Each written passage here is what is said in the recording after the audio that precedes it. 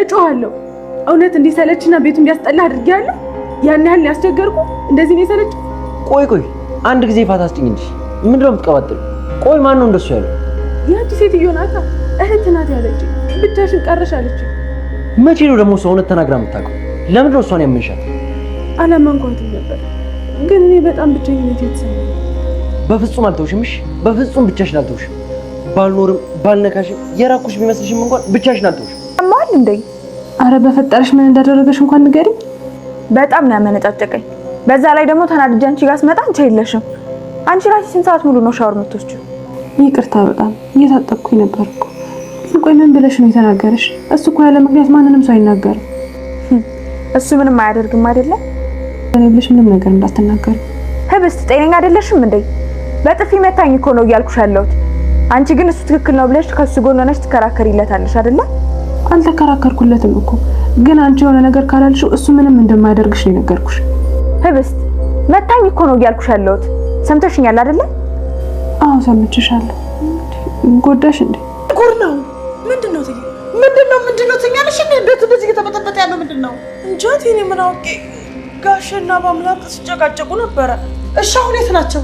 እንጃ። እኔ ምን አውቄ። እንደው ቢሮ ገቡ መሰለኝ። ወይኔ አንቺ ደግሞ ከአንጃ ውጭ ሌላ መልስልሽም እንዴ? ሁሉንም ጥያቄ እኮ በእጃ ጨረስሽው። ታዲያ እኔ ምን አውቄ? ማቆን ነው የምናገረው። ወይ አውቀሽ ልብሽ ውልቅ ብሏል። እንደው ልብሽ ነው ልቀው ፈታ። አመሰግናለሁ አቶ አለ። አንተ በጣም ጥሩ ሰው ነህ። አንቺም ቆንጆ ልጅ ነሽ። አመሰግናለሁ። ምስጋና ብቻውን ምን ይሰራል? ብቻ አንቺ ይሄን ምሽት አስውቢልኝ እንጂ ባይሆን ወገላሽን የሚመጥን ውለታ ውልልሻለሁ። እስካሁን የዋሉልኝ ውለታ ራሱ እኮ ቀላል አይደለም። እውነት እሱማ የልጅ ጓደኛ ስለሆንሽ ብቻ ነው። እሺ በጉጉት እጠብቃለሁ። ሄርሜላ በአምላክ በፍጹም እንደጠበቀችው እንዳልሆነ ግልጽ ነው ማለት ነው። በፎቶ አስፈራረዋለሁኝ እንደፈለገኝ አድርገዋለሁ ብላ ብታስብም እሱ ግን የእሷን ሀሳብ ከቁም ነገር ራሱ አልቆጠረውም ማለት ነው። እንግዲህ በተደጋጋሚ በጥፊ የመታት ስለሆነ ጭራሹኑ ትልቅ እልህ ውስጥና ትልቅ ቁጭት ውስጥ እንድትገባ አድርጓታል ማለት ነው። በእርግጥ በአምላክ የተፈጠረው ነገር ምንም ባያስታውስና ምን እንደተፈጠረ ግራ ቢገባው ራሱ ሄርሜላ አውቃ ይሄንን ነገር እያደረገችው እንደሆነ ገብቶታል ማለት ነው። እሱን ለማጥመድና እሱን ወደ ራሷ ለማምጣት በየጊዜውና በየደቂቃው ትለፋለች። እሱ ግን ከሷ እንደራቀና ከሷ እንደሸሸ ነው ማለት ነው። በዚህ መሃል ግን በአምላክ አሁን ላይ ህብስትን በጣም እየጎዳት ነው ያለው። ምክንያቱም ከሄርሜላ በሸሸ ቁጥር ከህብስት እየሸሸ ነው። ህብስት ደግሞ ብቸኝነትና እየተዋት ወይም ደግሞ የጠላት መስሏታል። በአምላክ ግን ደግሞ የራሱ ችግሮችና የራሱ ጭንቀት በቂ ጊዜ ስላልሰጠው ለመረጋጋት በዛ ላይ ደግሞ ከሄርሜላ ወጥመድ የሚወጣበትን መንገድ ለማሰላሰል ከህብስት እርቋል ማለት ነው። ይሄንን ነገር ደግሞ ህብስት ወደ ሌላ ነገር ወይም ደግሞ ስለ ጠላኝ ስለሰለቸውት ነው ብላ እንድታስብ እያደረጋና ያለው ማለት ነው። በአምላክ ግን ከሄርሜላ ጋር የሰራው ነገር ህብስትን ቀና ብሎ ማየት ስለከበደውና የሄርሜላ ተንኮል ተብትቦ ስለያዘው ነው እንጂ በፍጹም ህብስትን እንደማይጠላትና አጠገቧ ባይኖርና ከሷ ጋር ባይሆን ራሱ ፍጹም ስለሷ እንደሚጨነቅ ግልጽ ነው ማለት ነው። ህብስት ግን የምትፈልገው አብሯት እንዲሆን አብሯት እንዲውልና እንዲያጫውታት ነው።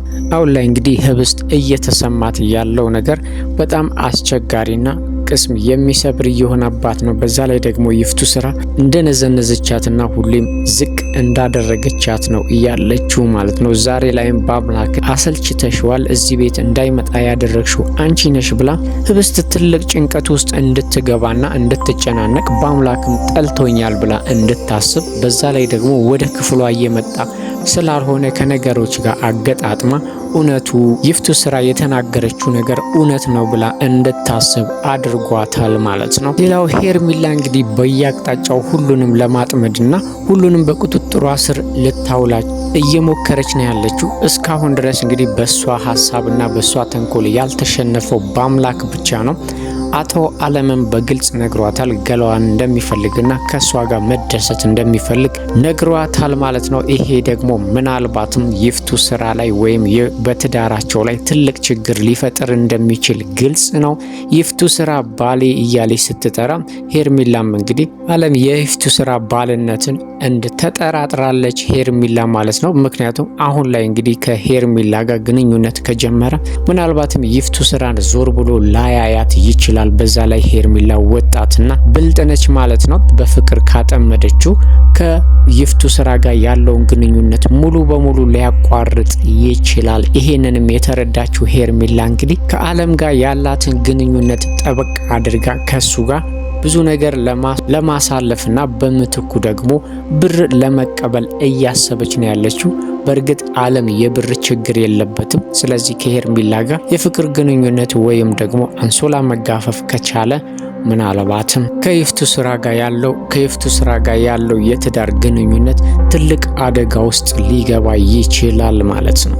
ይፍቱ ስራ አሁን ላይ አንድ ያልተረዳችው ነገር ሄርሜላን ቀለል አድርጋ ነው ያየቻት። ግን ደግሞ ህብስትን እንድትከታተላትና ምግብ ውስጥ የሚጨመረውን መርዝም እንድትበላ እንድታበረታታት እየነገረቻት ነው ያለችው። ሄርሜላ አሁን ላይ ምግብ ውስጥ ምን እየተካሄደ እንደሆነ ወይም ደግሞ ህብስት የምትበላው ምግብ ውስጥ ምን እንዳለና ለምን እንደዚህ ይፍቱ ስራ ህብስት ምግቡን መብላት እንዳለባት ለሁሉም የምታስጠነቅቀው ነገር ለሄርሜላ ጥያቄ ቢሆንባትም ግን ደግሞ አስቀድማ ምንም አይነት ጥያቄ አልፈልግም ብላ ወይም ደግሞ ሄርሜላ ምንም አይነት ጥያቄ መጠየቅ የለባትም። የታዘዘችውን ነገር ማድረግ ብቻ እንዳለባት ይፍቱ ስራ አስቀድማ ስለነገረቻት ሄርሜላ ብትጠይቅም ትክክለኛ መልስ እንደማታገኝ ስላወቀች ምንም አይነት ጥያቄ አልጠየቀችም ማለት ነው። ግን ደግሞ ህብስት ምግብ ውስጥ ወይም ደግሞ ህብስት ምግቡን መብላት እንዳለባት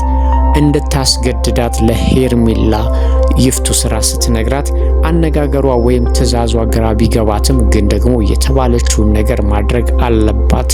ያንን ነገር እሺ ብላ ተቀብላለች ማለት ነው። ምናልባትም እንግዲህ ቃስ በቃስ ምግቡ ውስጥ መርዝ እየጨመሩ እንደሚሰጧት ህብስት ለሄርሜላ ከነገረቻት ያንን ነገር ልትቃወም ወይም ደግሞ ልትስማማ ትችላለች ማለት ነው። ግን ደግሞ ሄርሜላ ምንም አይነት መጥፎ ነገር ለማድረግ ዝግጁ ነች። በዛ ላይ ደግሞ የህብስት ጓደኛ ነኝ ብላ ታስብ እንጂ በፍጹም ህብስትን ለመጉዳት የምታስብ ሴት ነች ማለት ነው።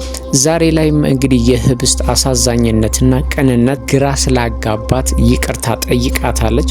ህብስትም የሄርሜላ ይቅርታ መጠየቅ ግራ ቢገባትም ግን ደግሞ ከህብስት ጀርባ ሄርሜላ ብዙ ተንኮሎችን ስለሰራች ለዛ ማካካሻ እንግዲህ ይቅርታ ጠይቃታለች ማለት ነው። የኔ ችግር ካንቺ ችግር ስለሚብስ ነገሮችን በሙሉ ባንቺ ላይ ምንም ክፉ ነገር ባደርግ ራሱ እንዳታዝኒብኝ የሚል ይቅርታ አጠያይቅ ጠይቃታለች ማለት ነው። ሄርሜላ እንግዲህ ይህንን ያደረገችበት ምክንያት ከህብስት ጀርባ ብዙ ነገሮች እያደረገች ነው። በአምላክም ከሷ እንዲርቅ እያደረገች ያለችው እሷ ነች። በዛ ላይ ከነ አለም ጋር ተስማምታ እሷን ለመጉዳትና ትልቅ ችግር ውስጥ ለመጨመርም እየተወያየችና እየተዋዋለች ነው ያለችው። ለገንዘብ ብላ እንግዲህ ህብስትን እስከ ሞት ድረስ አሳልፋ ልትሰጥ ራሱ እንደምትችል ግልጽ ነው ማለት ነው። ለዚህ ነው ምንም ነገር ይሄ ነው ሳትል ህብስትን በደፈናው ይቅርታ አድርጊልኝ ብላ ይቅርታ እየጠየቀቻት ማለት ነው። ሄርሜላ የባምላክና የአለም እንግዲህ አልበቃ ብሏት ከአብነት ጋርም ሌላ ነገር ለመጀመር እያሰበች ነው ያለችው። የሄርሜላ ነገር እንግዲህ አሁን ላይ ውጥንቅጡ የወጣ እየሆነ ነው። ምክንያቱም ያየችውን ሁሉ ለመጠቀምና ካገኘችው ሁላ ጋር ለመጋደም የምታስበው ነገር በኋላ ላይ ትልቅ ዋጋ እንደሚያስከፍላት አልገባትም። በእርግጥ አብነት በጣም ይወዳታል። በዛ ላይ ደግሞ በጣም መልካምና ጥሩ ልጅ ነው። እሱ እውነተኛ ፍቅር ይዞታል ከሷ ማለት ነው። እሷ ግን ባገኘችው አጋጣሚ ጥቅምና ወይም ደግሞ ብር ብቻ ነው የምትፈልገው። ምናልባትም በፍቅር ካጠመደችው እንግዲህ አብነትን ራሱ ብር እየተቀበለች ልትበዘብዘውና ትልቅ ችግር ውስጥ ልትጨምረው ትችላለች ማለት ነው። በዛ ላይ ደግሞ በአብነትና በአምላክ መካከል ያለውን ቀረቤታና ያለውን ግንኙነት ጠንቅቃ ታውቃለች። አብነትን በፍቅር ካጠመደች በኋላ እሷ ጋር ያለውን ፎቶ ካየ ምናልባትም እንግዲህ በአብነት ፍጹም ሊያዝንበት ይችላል ማለት ነው። በዛ ላይ ሄርሜላ አሁን ላይ እንግዲህ ለህብስት አሳያዋለሁ፣ እኔ ጋር ያለውን ፎቶ ለህብስት አሳያለሁ እያለች በአምላክን እያስጨናነቀችው ነው ያለችው። የእሷ ነገር እንግዲህ ብርና ጥቅም ብቻ እንደሆነ የሚታየው ወይም ደግሞ በአምላክ ፍቅር ይዞኛል ብላ ታውራ እንጂ አሁን ላይ ደግሞ ሀሳቧን ቀይራ ያ ፎቶ እሷ ጋር ብቻ እንዲቀር ብር እንዲልክላት እየጠየቀችው ነው ያለችው። ስለዚህ ሄርሜላ እየሄደችበት ያለው መንገድ ትልቅ ዋጋ ሊያስከፍላት ይችላል። በኋላ ላይ እንግዲህ ብቻዋንም እንደሚያስቀራትና ትልቅ ጸጸት ውስጥ ሊጨምራት እንደሚችል ግልጽ ነው ማለት ነው። በአምላክም አሁን ላይ እያስጨነቀው ያለው ነገር በሙሉ ስራ እንዳይሰራና ወይም ደግሞ ተረጋግቶ ነገሮችን እንዳያስብ እያደረገው ያለው ነገር በሄርሜላና በሱ መካከል የተፈጠረውን ነገር ህብስት እንዳታቅበት ይፈልጋል። ግን ደግሞ ይሄንን ነገር ሄርሜላ ደግሞ ለህብስት ማሳወቋ የማይቀር ነው ማለት ነው። ይሄንን ፎቶ ወይም ከሷ ተቀብሎ በሆነ መንገድ ከሷ እጅ ካላስወጣ በስተቀር ሁሌም እንደሰጋ ነው የሚቆየው ማለት ነው። እንግዲህ በተደጋጋሚ በጥፊ ቢመታትና ከሱ እንድትርቅ ሄርሜላን ቢያደርጋትም እሷ ግን ላደረገው ነገር ብቻ ሳይሆን እንግዲህ ለሁሉም ነገር ዋጋ ልታስከፍለው እያሰበች ነው ያለችው። በአምላክ የሆነ መላ ካላበጀለት በስተቀር ከህብስት ጋም እንግዲህ እስከ መጨረሻው ልታቆራርጠው ትችላለች። በዛ ላይ ህብስት አሁን ላይ ያለችበት ሁኔታ በጣም የሚያሳዝንና የሚያስከፋ ነው ማለት ነው። ብቸኝነት እየተሰማት ነው። በአምላክ የራቃት እየመሰላት ባዶነትም እየተሰማት ነው ያለው። ይሄንን ስሜት እንግዲህ ለማስቀረት በአምላክ ከሄርሜላ ሀሳብና ከሄርሜላ ተንኮል መላቀቅ አለበት። ሙሉ በሙሉ አይምሮ ወደ ራሱ ተመልሶ በትክክል ማሰብ መጀመር አለበት ማለት ነው።